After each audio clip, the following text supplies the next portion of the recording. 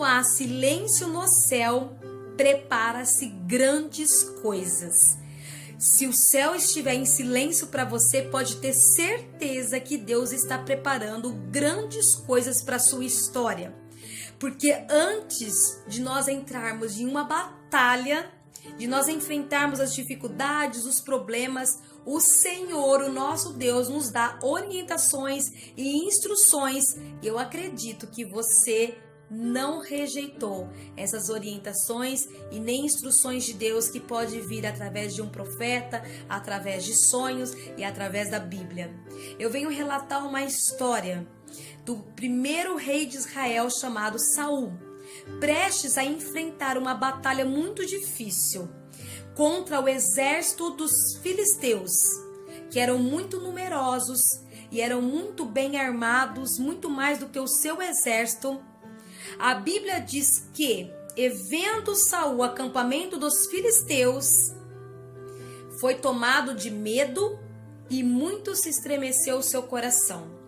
Eu quero dizer para você que esse rei, esse homem chamado Saul, ele rejeitou as orientações de Deus e as instruções de Deus. Então ele estava numa batalha sem orientação e sem instrução. E o medo estremeceu o coração dele.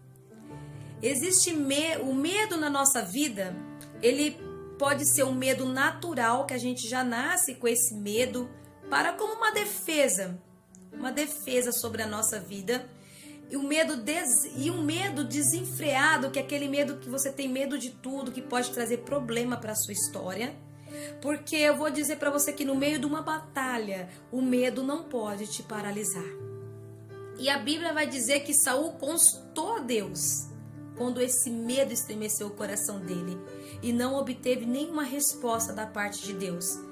O céu estava em silêncio. E era um silêncio esmagador para Saul, a ponto de colocar ele em desespero. Quando nós entramos em desespero em alguma situação da nossa vida, nós tomamos o quê? Orientações, decisões próprias, nossas. Nós não paramos para esperar o tempo de Deus, para esperar a resposta de Deus. O que Saul fez, que a Bíblia relata? Na esperança de receber alguma mensagem que confortasse o coração de Saul, que desse vitória para ele, ele correu atrás de uma médium. E a Bíblia relata que foi um erro fatal. Segundo as Escrituras, custou-lhe a vida, a própria vida dele, e também diz que dos filhos dele. Amados, não esperar o tempo de Deus é não saber lidar com o silêncio de Deus.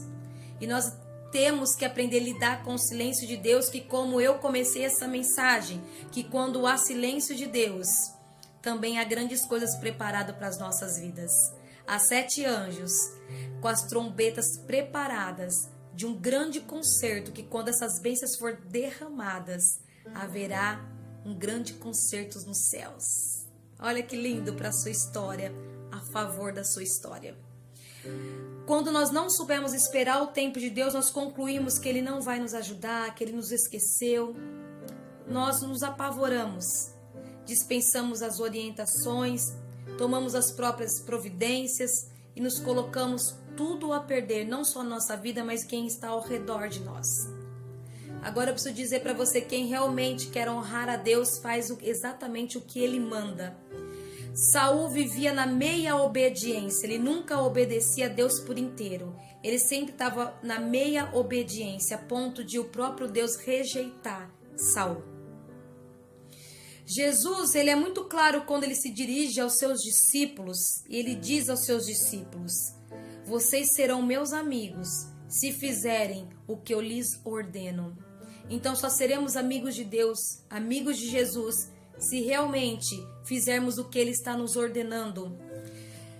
Se somente nós fizermos o que está aqui nesse livro, que Ele deixou para nós, as orientações, as instruções da parte de Deus, direto do céu. Quando o céu estiver em silêncio, você pode abrir a sua Bíblia na sua casa, que vai ter todas as instruções, as orientações, para que você consiga suportar o tempo de Deus.